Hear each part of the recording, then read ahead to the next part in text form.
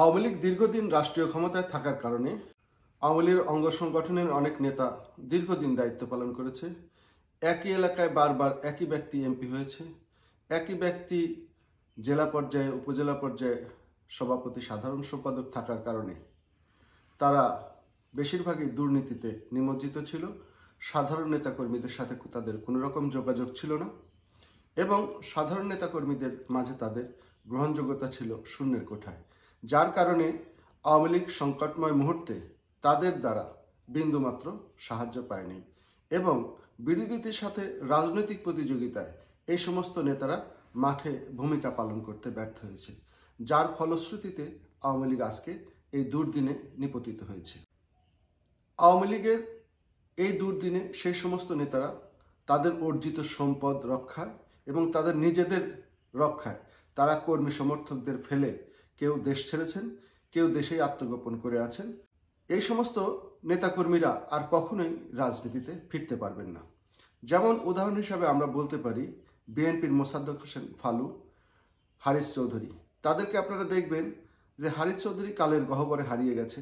মোসাদ্দেক হোসেন ফালু BNP যখন ক্ষমতায় ছিল তখন কারি কারি টাকার মালিক হয়েছে, কিন্তু এই বিএনপির দুর্দিনে মোসাদ্দেক হোসেন ফালুকে দেখা যায়নি। যখন আবার বিএনপির সুদিন হয়েছে তখন এই মোসাদ্দেক হোসেন ফালু ফিরে এসেছে। একই ঘটনা কিন্তু আওয়ামী লীগে ঘটবে এবং ঘটে চলেছে। আপনারা দেখবেন যে যে সমস্ত নেতাকর্মী আওয়ামী লীগের নাম ভাঙিয়ে কারি কারি টাকার মালিক হয়েছে, যারা প্রচণ্ড প্রতাপশালী ক্ষমতাবান ছিল, তারা আজকে মাঠে নাই এবং তাদের ভবিষ্যতে আওয়ামী লীগের দুর্দিনে আন্দোলনের সংগ্রামে আর মাঠে আসার সম্ভাবনাও নাই।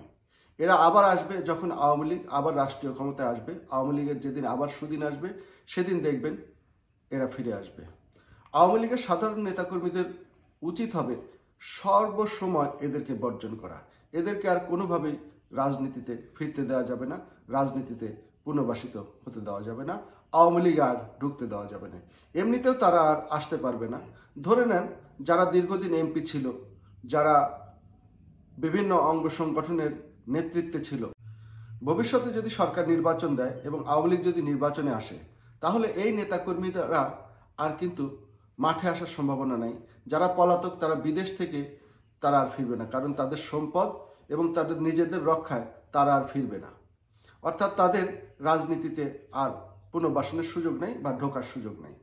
আবার দীর্ঘদিন যারা অঙ্গ সংগঠনের নেতৃত্বে ছিল, জেলা পর্যায়ের নেতৃত্ব ছিল, থানা পর্যায়ের নেতৃত্ব ছিল, তারাও গা ঢাকা দিয়েছেন। তাদের আর রাজনীতিতে ফেরার সম্ভাবনা কম। এরা জানে যে রাজনীতিতে ফিরলেও এদের আগের মতো গ্রহণযোগ্যতা থাকবে না, তাদের ধন সম্পদ হয়ে গেছে, যার কারণে তারা এখন বাকি জীবন সেই ধন সম্পদ ভোগ বিলাসে মত্ত থাকবে। এভাবে আওয়ামী লীগের প্রথম, দ্বিতীয়, চতুর্থ, পঞ্চম পর্বের উচ্চ পর্যায়ের যে নেতারা যারা ছিল, তাদের রাজনীতিতে আর আসার সম্ভাবনা নাই। ইভেন তারা যদি রাজনীতিতে আসতেও চায়, আওয়ামী লীগের সাধারণ নেতাকর্মীরা আমার মনে হয় না তাদেরকে আর মেনে নেবে এবং মেনে নেওয়া উচিত না, কারণ তাদের কার্যক্রমের কারণেই আজকে আওয়ামী লীগের এই দুর্দশা। এজন্য তাদেরকে রাজনৈতিকভাবে প্রত্যাখ্যান করতে হবে এবং নেত্রীর উচিত হবে এদের সাথে কোনো রকম যোগাযোগ না করে সাধারণ নেতৃত্ব, সাধারণ আওয়ামী কর্মী এবং তরুণ নেতৃত্বকে সামনে নিয়ে আসা, তাদেরকে ট্রেন্ড আপ করা, তাদেরকে প্রমোট করা। এবং জননেত্রী শেখ হাসিনা সেই কাজটিই করছেন। আমি যতটুকু জানতে পেরেছি তিনি তরুণ নেতৃত্বের সাথে যোগাযোগ রেখে চলেছেন। তৃণমূল আওয়ামী লীগের কর্মী সমর্থকদের সাথে তিনি যোগাযোগের চেষ্টা করছেন। নেত্রী যদি এই কাজটি সঠিকভাবে করেন, পুরাতনদের বাদ দেন, যারা আওয়ামী লীগকে ব্যবহার করেছে তাদের যদি বাদ দেন, যারা দুর্নীতিতে নিমজ্জিত ছিল তাদেরকে যদি বাদ দেন, যাদের কর্মী সমর্থকদের সাথে ন্যূনতম যোগাযোগ ছিল না, কর্মী সমর্থক বাদ দিয়ে তারা বিএনপি জামাতের সাথে সখ্যতা রক্ষা করেছিল, তাদেরকে নেত্রী বেছে বেছে বাদ দিয়ে তরুণ নেতৃত্বকে সামনে নিয়ে আসবেন। প্রত্যেক অঙ্গ সংগঠন, প্রত্যেক জেলা, প্রত্যেক থানা, প্রত্যেক ইউনিয়ন পর্যায়ে নতুন করে যদি নতুন নেতৃত্ব এবং তরুণ নেতৃত্ব, আমি এই কথাটার উপর জোর দিচ্ছি যে অপেক্ষাকৃত তরুণ নেতৃত্ব, যাদের অর্থের প্রতি মোহ নাই, ক্ষমতার প্রতি মোহ নাই, সেই সমস্ত নেতৃত্বকে বাংলাদেশ আওয়ামী লীগ থেকে বেছে বেছে দায়িত্ব দিতে হবে। কারণ এই বৃহৎ সংগঠনে নেতা কর্মীর অভাব নাই।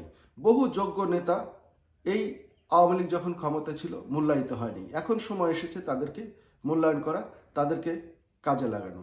এই নতুন নেতৃত্বকে যদি আমাদের জননেত্রী শেখ হাসিনা কাজে লাগাতে পারেন, তাহলে আওয়ামী লীগ আবার ঘুরে দাঁড়াবে, আওয়ামী লীগ আবার রাজনৈতিকভাবে সফল হবে এবং মাঠের রাজনীতিতে আওয়ামী লীগ সঠিক ভূমিকা পালন করতে সমর্থ হবে।